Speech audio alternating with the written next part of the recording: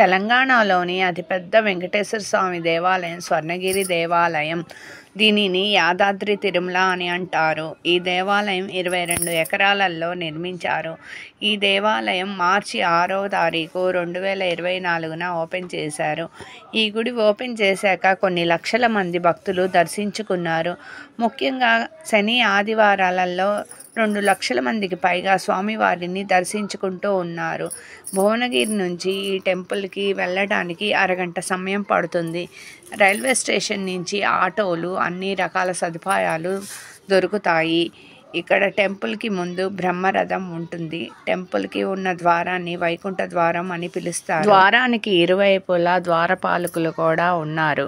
స్వామివారి పాదాలకు నమస్కారం చేసుకొని ఆ ద్వారం గుండా పైకి ఎక్కాలి.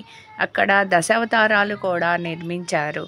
వైకుంఠ ద్వారానికి 108 మెట్లు ఉన్నాయి. మెట్ల గుండా ముందు పైకి ఎక్కగానే గరుత్మంతుల వారు దర్శనమిస్తారు.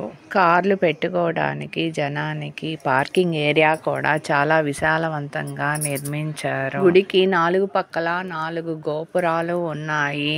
ప్రతిరోజు ఉదయం ఇక్కడ అన్నదానం నిర్వహిస్తున్నారు. తిరుపతిలో లాగానే ఇక్కడ ప్రతిరోజు ఉదయాన్నే సుప్రభాత సేవ కూడా నిర్వహిస్తున్నారు.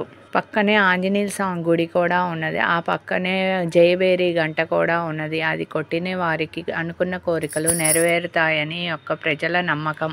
ఆ పక్కనే ఒక కోనేరు ఉన్నది. ఆ కోనేరులో స్వామివారు, విష్ణుమూర్తి స్వామివారు పడుకొని ప్రజలకు దర్శనమిస్తూ ఉన్నారు. ఇక్కడ వాతావరణం చాలా ఆహ్లాదకరంగా ఉంది.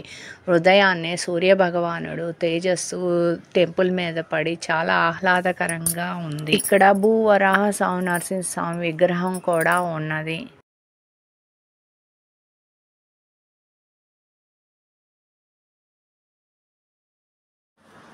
ఇక్కడ నెమళ్ళు నాట్యం ఆడుతున్నట్లుగా చాలా రమణీయంగా ఉంది. ఇక్కడ ఏనుగు బొమ్మ కూడా ఉన్నది. అచ్చం ఏనుగులానే ఉంటుంది. పక్కనే ఆవు, దూడ బొమ్మలు కూడా ఉన్నాయి. అచ్చం ఆవులానే ఉంటాయి. నేపాల్ తర్వాత ఈ స్వామివారు ఇక్కడే కోనేరులో ఇలా విష్ణుమూర్తి అవతారంలో దర్శనమిస్తారు. ఈ స్వర్ణగిరి దేవాలయంలోనే. మా ఛానల్ కనుక నచ్చినట్లయితే please like, share and subscribe please.